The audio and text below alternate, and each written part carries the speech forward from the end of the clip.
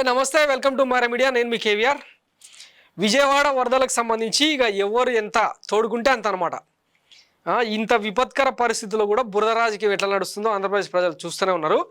అయితే ఈ man made డిజాస్టర్కు వాస్తవంగా మ్యాన్ మేడ్ డిజాస్టరే.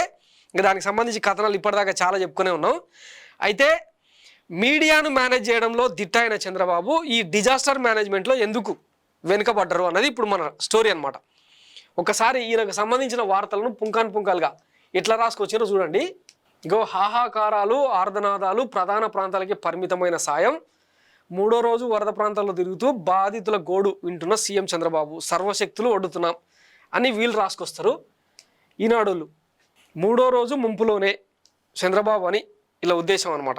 ఇదిగో హెలికాప్టర్లోంచి చూస్తే కష్టాలేలో తెలుస్తాయి, అందుకే ప్రొక్లైన్పై వచ్చా, పాడైన వాహనాలకు బీమా ఇప్పించేలా చూస్తాం, సర్టిఫికెట్లన్నీ 15 రోజులు అందిస్తాం, రేపు సాయంత్రానికల్లా తాగునీరు సరఫరా, విలేకరులతో ముఖ్యమంత్రి చంద్రబాబు, అధికారులు పనిచేయకపోతే ఉపేక్షించేది లేదని హెచ్చరిక.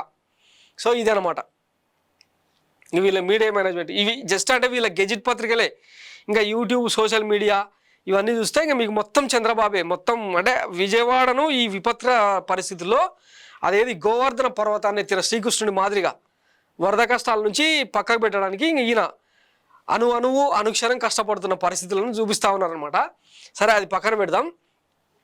ఒకసారి ఈ వీళ్ళ సోషల్ మీడియాను చూడండి.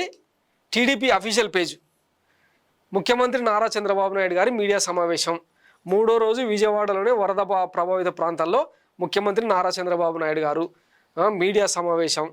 విజయవాడ వరద ప్రభావిత ప్రాంతాల్లో ముఖ్యమంత్రి నారా చంద్రబాబు.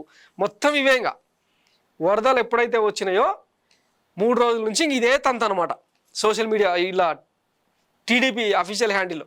ఇవి తప్పిస్తే వేరే ఏం లేవు. అంటే మీడియాను ఇంత బాగా మేనేజ్ చేస్తున్న ఈ సదరు వ్యక్తి చంద్రబాబు గారు మరి ఈ డిజాస్టర్ మేనేజ్మెంట్ ఎందుకు చేయలేకపోయినారు? ఒకప్పుడు ఈయననే చెప్పుకున్నాడు కదా, ఒడిశాకు ఆదర్శంగా మారినాం, దేశంలోనే కాదు ఆ మాటకు వస్తే ప్రపంచంలోనే ప్రకృతి విపత్తులను హ్యాండిల్ చేయడంలో మనను మించిన తోపు లేడు అని చెప్పుకున్న వ్యక్తి మరి ఇంతమందిని నీట ముంచడానికి కారణం ఏంటంటే ఇప్పుడు వీళ్ళ పచ్చపత్రికలే రాసుకుంటూ వచ్చినారనమాట. ఆ బుడమేరును మొత్తం మింగేసిన ఆక్రమణల కారణంగా, వాటిని అంతా గెట్లు కొట్టేసుకుంటూ వచ్చిన కారణంగా ఈ ముంపుకు కారణమైందని చెప్పి వీళ్ళే రాసుకుంటూ వచ్చిన. వీళ్ళ పత్రికలు చదివితే మీకు అర్థమవుతుంది. ఇప్పుడు విజయవాడ ఇంత దీనస్థితికి కారణమైంది. ఒకప్పుడు వీళ్ళే చెప్పుకున్నారు కదా, కొండపైన అమ్మవారు కొండ కింద బొమ్మవారు అని. వీళ్ళ ధనదాహానికి, అధికార దాహానికి, ఈ చెరువుల కబ్జాలకు దాని ఫలితమే ఇదంతా అని చెప్పి పర్యావరణవేత్తలు ఇప్పుడు గంటాపథంగా చెప్తా ఉన్నారు. వీటన్నింటినీ కంట్రోల్ చేయాల్సిన 14 ఏళ్ళ ముఖ్యమంత్రి, ఈ 3 నెలల పీరియడ్ పక్కన పెట్టండి, 14 ఏళ్ళు పాలించిన వ్యక్తి మరి ఇవన్నీ కంట్రోల్ చేయలేకపోయిందా?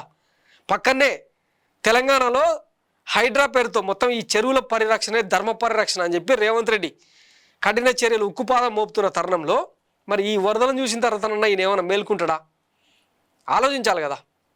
మొత్తం ఇప్పుడు ఆ కరకట్ట మీద ఇంచుమించు 300-400 రిసార్ట్లు, భవనాలు, పెద్ద పెద్ద లగ్జరీస్ హోమ్స్ ఉంటాయి. వాటన్నింటినీ కొట్టేసే దమ్ము ఈయనకుందా? ఎంతసేపు మీడియా మేనేజ్మెంట్ పెట్టినంత ఫోకస్ అడ్మినిస్ట్రేషన్ మీద పెడితే అసలు ఈ రాష్ట్రం ఇంకెంత అద్భుతంగా ఉంటుండేనో. అందుకే ఇవన్నీ చూపించింది.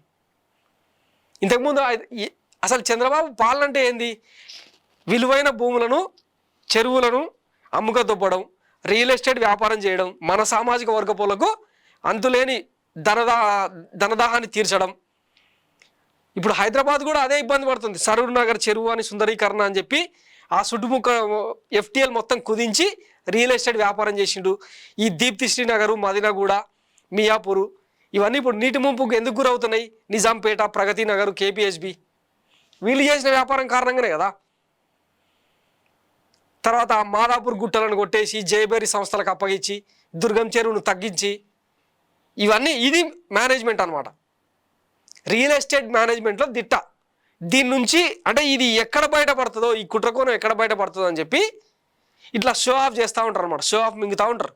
అందుకే చెప్పేది మీడియా మేనేజ్మెంట్లో చంద్రబాబుకు అసలు తిరుగులేదు. దేశంలో కాదు ప్రపంచంలోనే. గోబెల్స్ కనుక మళ్ళా పుట్టుంటే, జోసెఫ్ గోబెల్స్ గురించి వినే ఉంటారు కదా, జర్మనీ నాజీని అంత హిట్లర్కు ప్రచార శాఖ మంత్రిగా ఉండే. ఒక అబద్ధాన్ని 100 సార్లు చెప్తే అది నిజమై కూర్చుంటుంది. అట్లాంటిది అంటే ఇప్పుడు మోడర్న్ సొసైటీ కదా, క్రాస్ చెకింగు ఇవన్నీ ఉంటాయి, ఫ్యాక్ట్ చెకింగు. అప్పుడు ఏం చేయాలి, ఒకటే అబద్ధాన్ని 10,000 సార్లు 10,000 మందితో 10,000 వేదికల్లో చెప్పించాలన్నమాట.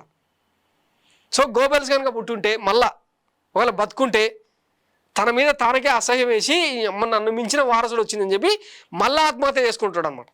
ఎంతసేపు ఉన్న ప్రభుత్వ భూములన్నీ దొబ్బేసి వాటిలలో రియల్ ఎస్టేట్ వ్యాపారం చేసి చెరువులను కొట్టేసి ఎక్కడికక్కడ సిటీస్ అన్నిటినీ డ్యామేజ్ చేసేసి, కనీసం గతంలో ఇది మా కేసీఆర్ చెప్తుండే కదా, సెక్రటరీకి ఏడన్నా నీళ్ళు వస్తాయనా,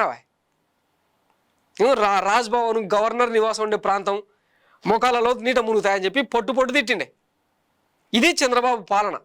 కనీసం ఇప్పుడు ఈ విజయవాడ ముంపుతోనైనా ప్రజలకు కొంచెం సోయొచ్చి ఈయనది పాలన కాదు కేవలం ప్రచారం యావా అని చెప్పి గుర్తిస్తేనన్నా, తిరుగుబాటు వస్తేనన్నా ఏమైనా పరిస్థితుల్లో మార్పు వస్తుందేమో ఈ 4.5 ఏళ్ళుగా. ఎందుకంటే 164 సీట్ల మ్యాండేట్ ఇచ్చినప్పుడు భరించడం తప్పితే వేరే ఆప్షన్ లేదు. ఎప్పుడైతే ప్రశ్నించడం మొదలు పెడతామో అప్పుడే పాలకుడు సెటరైట్ అవుతాడు అన్నదే ఒక నినాదం అనమాట. కనీసం ఆ తీరుగానన్నా ఇప్పటి నుంచి ప్రశ్నించే ప్రయత్నం చేస్తే వీళ్ళకు సోయేస్తుందేమో చూద్దాం. ఆ కొండ మీద ఉన్న అమ్మవారు మంచి బుద్ధి ప్రసాదించి ఈ మీడియా మేనేజ్మెంట్ వద్దు సార్, ప్రజల మేనేజ్మెంట్ చేయండి అని చెప్పి నినదిద్దాం. Thanks for watching Myra media. నేను మీ కేవీఆర్. Thank you.